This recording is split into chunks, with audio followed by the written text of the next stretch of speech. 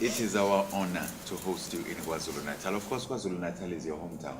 Yeah, I'm glad. I'm very happy to be back in Durban. I think we never lose our roots, and it's always important to remember them and come back to them every now and then. And what a pleasure to be coming back to the province when two things are happening that are very important to you. Oh yeah, for sure. The first one being your winning the tribute statuette for 2013, and the second one, the motivational talk that you gave at Golden Horse Casino today. Tell me more about that. Well, that was actually very overwhelming, I must admit.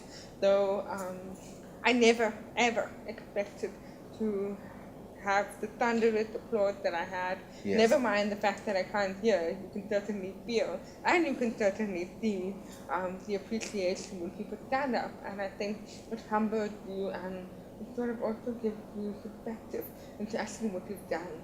And I think it was so important, so overwhelming, and it was definitely a milestone for me, because now I'm going to use my voice, because that carries the hope, that carries the dream of so many more people, and I need to be the bearer of that. You know what is interesting about you? You are deaf, but you taught yourself to liberate. Yeah, absolutely. And do not ask me the methodology, because simply the methodology is this. Professor Carl de Troyes believes that if you speak to a deaf child, the child will talk back to you. is it so? That is the methodology, and it's something that has been tried and tested, and there have been many, many people who have been successful in the Aural-Oral method. Yes. Aural simply being the ability to communicate by lip reading, Yes. and oral by using the facial expression as a means to contextualize and to actually supplement what is being told by lip reading.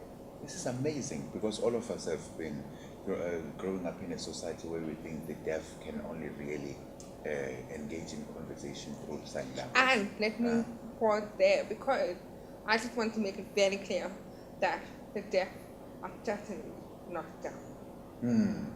I mean, That is something that we need to put into perspective, because very often people say to me, but you talk, how can you be deaf? The reality is, I am, and I'm proud of it.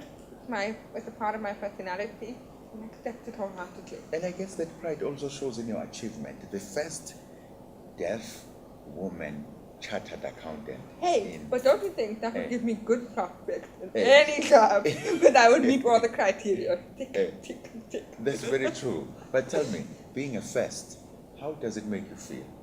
I mean, remember that we're only honoring you today after you had already achieved this first.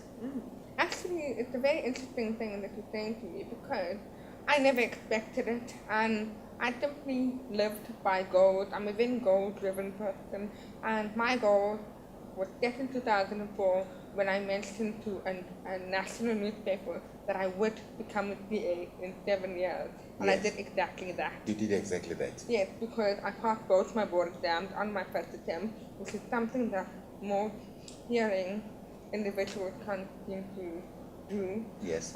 And the other thing is, I must say one thing though, that the CA is one of the hardest, most daunting professions ever. It is one that is governed by great integrity, one that is governed by lots of regulation, and one that needs great intellectual capability. One needs to possess all of that in order to become a successful CA. Yes. So I think it was a grouping of all of that, aided by the strength that came from recognizing and accepting my disability, Yes. that actually allowed me to become it. But talking about honor, the greatest honor for me ever, it's not the fact that I was the first deaf graduate out of UKZN, not the fact that I was the first deaf CA in the country, but simply the fact that I have a voice and I'm able to use it. And that's important for me. And tell me, when we sent you that message that you have been selected for Tributes 2013, what was the feeling? I was honored, absolutely, and I think it's that, as I said before, it's important that we are making the wave, and we are creating the awareness that is just so important, because there is one event, a night with women with disabilities isn't even what it should be called. It should be called the life of women with disabilities. You say so?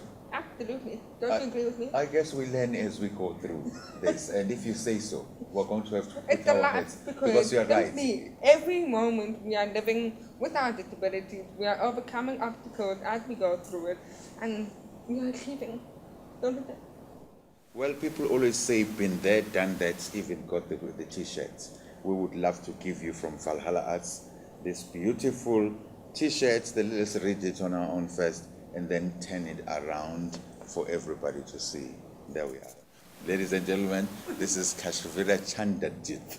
Can you Thank give me you that for one? pronouncing my surname right. Tributes 2013. Thank you very much. It's our honor to be with you tonight. Thank you very Same here. much. Thank you. Yes.